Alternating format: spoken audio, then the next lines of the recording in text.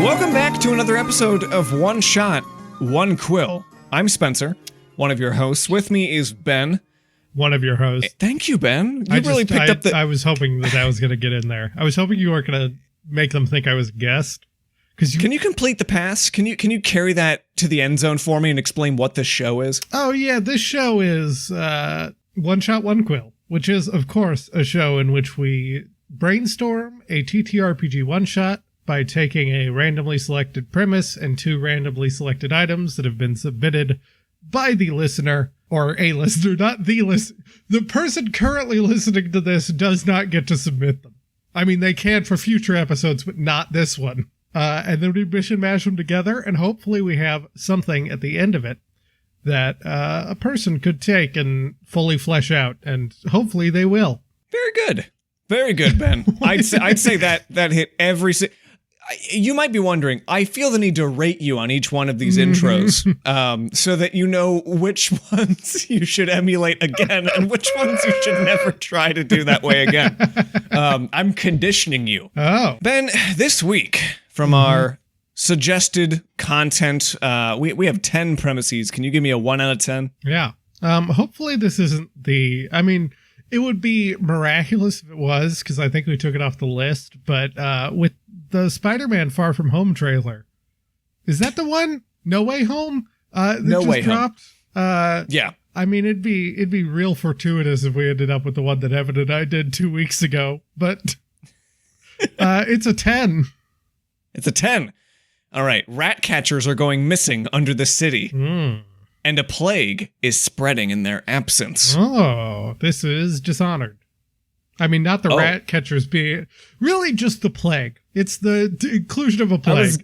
I was going to say, I didn't realize that Dishonored was about blue-collar workers disappearing and the ramifications of that. Yeah. The butterfly effect of when the postmen disappear and now anthrax is everywhere.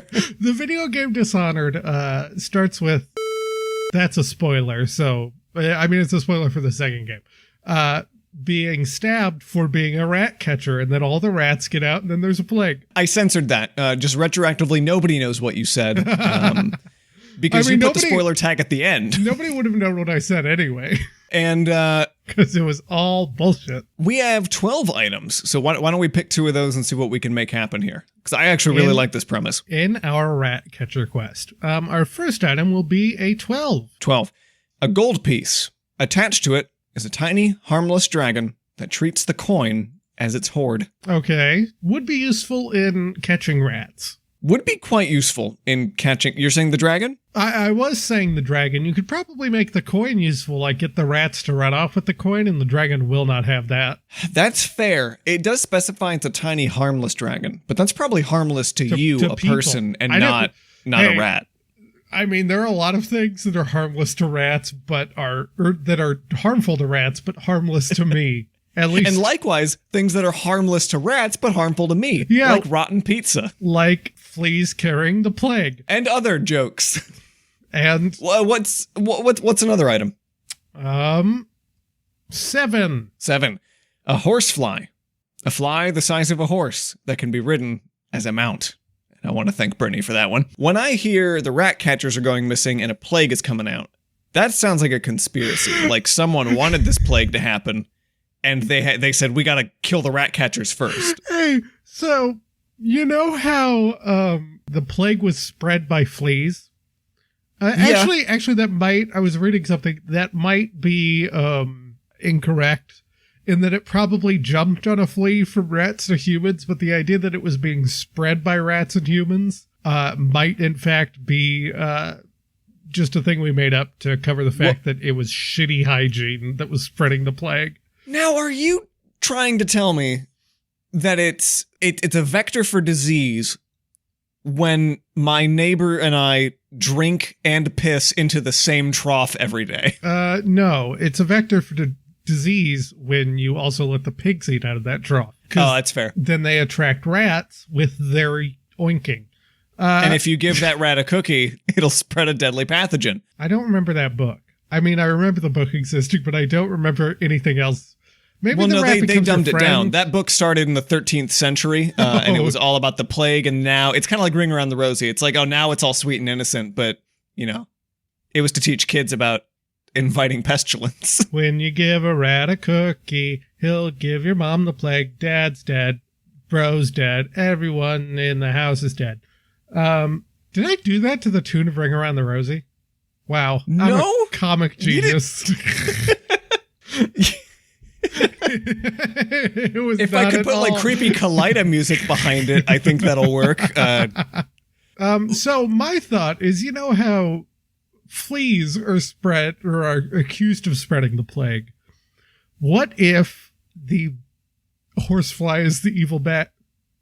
Is the big bad evil guy of this one shot? He's the one that wants the plague to spread. I don't know the difference between flies and fleas. Okay. So the horse flea. The horse flea. A flea the size of a horse that can be ridden as a mount. He's eager to see pestilence spread through the city. Why? Is it just because that's like what a flea enjoys? Maybe he is a demon lord. Okay. This sounds like a joke, but tell me, Spencer, if you saw a fly the size of a horse, I would call an exorcist. Would your first thought be that is some unholy shit? I'd get the Pope on that one if possible. Maybe not a demon lord, maybe a demon prince. Okay. That's a little bit of a demotion. He's not a groom, she's the Demogorgon. Yeah, a Demogorgon. There's something else out there that's bigger, made of flesh. From 50 people. And so this thing is, was it conjured forth by anybody? Like, I'm wondering if we can work together here. You already got it. Oh, okay. So there was already just enough disease around that he was like, meh. Well, I was thinking like the, one of the 4 horsemen pestilence. Oh, I see. Does pestilence ride him? Yes. In fact, it's not a horse. It's the 4 horse fleas of the apocalypse. No, everyone else gets a horse. It's just Pestilence has to ride a giant flea. All right, so Pestilence of the 4 horsemen of the apocalypse rides on a horse flea, a giant flea, and he's invited a plague upon the land. Now, the rat catchers went missing, which is supposedly the snowball effect that leads to the rat spreading a plague on the surface. Mm-hmm. What happened to the rat catchers? Somebody got him. The rat caught him back. Somebody got him. So maybe Pestilence empowered the rats to become like a man-shaped pile of rats? No, I think we're getting so just wacky with it. I think it's got to be the horse flea that has somehow killed all of these rat catchers, and they are dead. Oh, damn. Let's not get this twisted. They have perished. Yeah, there's no room for a happy ending. You're gonna have to notify the next of kin as an epilogue adventure. I mean, the ending is you will craft their tombstones. You become the new rat catchers of the town, and It's that's only steady fair. work. It's only fair because you find a last will and testament from all the rat catchers on their corpses that does say whoever finds my body has to take over my gig. Whoever puts on my rat catching coat becomes the new rat catcher. It's kind of a curse, really. It's kind of a cursed rat catcher's coat. You are compelled to take up his line of duty. And then their kids become elves.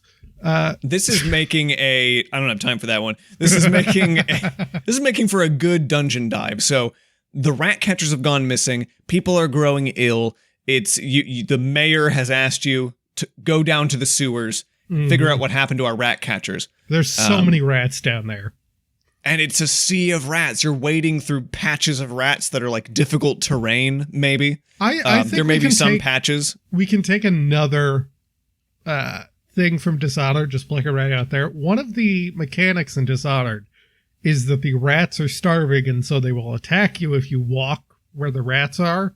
But one of the things that you can do is throw corpses down to the rats, which will momentarily distract them so you can run past. I love that. I also like the idea of maybe some swarms of rats are like pretty well fed. They're a little beefier. And so these guys like maybe act as a moving current. So, if a player stands in one particular spot, they can get swept like a current down the sea of rats. If they bring a surfboard, they can surf down the sea of rats? Yes. We don't normally get into the specifics of dungeon mechanics and things, but if you're looking for inspiration on how a swarm of rats might hurt as like a passive tile, maybe look at like Cloud of Daggers or something. I swear there's a swarm of rats. There is a swarm of rats stat block. Like I'm not going to say that's not a thing. We all know in Curse of Strahd, the scariest thing in Castle Ravenloft is a man-shaped pile of rats. I'm not going to touch that one. And you go through this whole rat fiasco and find your way to, I'm guessing, a sewer antechamber. The ballroom of the sewer. The cistern, the place where you'd find the Ninja Turtles hanging out. I just, because my brain finally processed what you said the ballroom of the sewer? Yeah, you know what I mean. We all get it. You made me think about my own words now. Does the Phantom of the Opera... Okay, let's take that joke again. Slimer is in this... In the ballroom of the sewers, that's where you're going to have your climactic showdown with Pestilence, who like kind of points up and he's like, we're right beneath the center of town square, where soon my machinations will be complete and I will have the climactic comeuppance I am owed. Because maybe Pestilence was banished from this realm at one point, and now he's coming back with a vengeance. What if this I think you fight the spirit of Pestilence with his horse flea mount. Yeah, so I think the way you've got to justify that, because obviously one of the four horsemen, not going to be, unless you are level 20 adventurers, or the equivalent in other systems of 5e level 20, you're not going to be able to kill one of the four horsemen unless it's like currently being summoned. So maybe that's like what the horse flea is doing, is summoning, or part of the ritual, or running the ritual to summon Pestilence in physical form. So you've got to stop the horse flea before Pestilence gets summoned and really rides that sick wave of rats to the surface. And while the horse flea is doing this, maybe have Pestilence being sort of already extant from his resting coffin or whatever. He's kind of coming out. I'm picturing something like the Shadow Queen from Thousand Year Door, a wonderful Paper Mario RPG. Do you have some thoughts on that? I have several thoughts that you can find in a windy YouTube essay. The Spirit of Pestilence could kind of be like a layer action, like on turn 20 of every round. It's not a full thing that you fight, has AC, HP, anything like that, but it's actively causing blights in the room. Like its spirit brings on a swarm of rats or a toxic miasma. And once you defeat the horse flea, you cancel out the summoning and the thing retreats back into its prison. I like it as some sort of lair legendary action type thing, which I don't feel is used enough in this kind of fight, in that you could have it so that you are fighting the horse flea, but then the horse flea's got its, rubbing its hands together attack or whatever. Excuse me, what? It just like does a miserly smearing of its palms? Well, I was thinking of flies and how they do that thing where they rub their hands together, and that's how they defeat their prey. Yeah, no, I'm familiar. That's how they kill things. So, I mean, it's got its whatever attacks that are probably easy to deflect or whatever. But then, as it's happening, you've just got this spirit trying to be summoned, taking magical pot shots at you. And it can't this be inevitability. Killed. It can't be killed because it can't be fought. And I'm really just thinking about how I should have used this during the finale of Ghosts of Saltmarsh that I did, where for the half of the round of the final boss, the actual final boss just wasn't doing anything. Listen, you can't coulda, shoulda, woulda that. We fought a boat titan. We fought a crack. Yeah, but we fought so much stuff. The boat titan, Therisdun should have just been like, also, here's an Eldritch Blast for you. Hey, can we, DMs at home, make those layer actions a little beefier than here's an Eldritch Blast for you? Well, you say that, but imagine Eldritch Blast. Imagine 3 of them every turn. But imagine it's by Pestilence, so it's like a, I don't know, fucking fart ray or something. I don't know. There's ray of sickness right there. Right there, you could have gone with Ray of Sickness, but Fart Blast. Ben, what do you want to call this one this winter? Now this is obviously not the name, but what immediately sprung into my mind was A Plague's Tale: Innocence, which is a video game. It's better than what I thought you were going to say, which was Dishonored 2. That's already a video game. It'd have to be Dishonored 3. What about Fart Blast? Oh, man. Why don't we do that first one, though? What about 1/4 of the Apocalypse Now?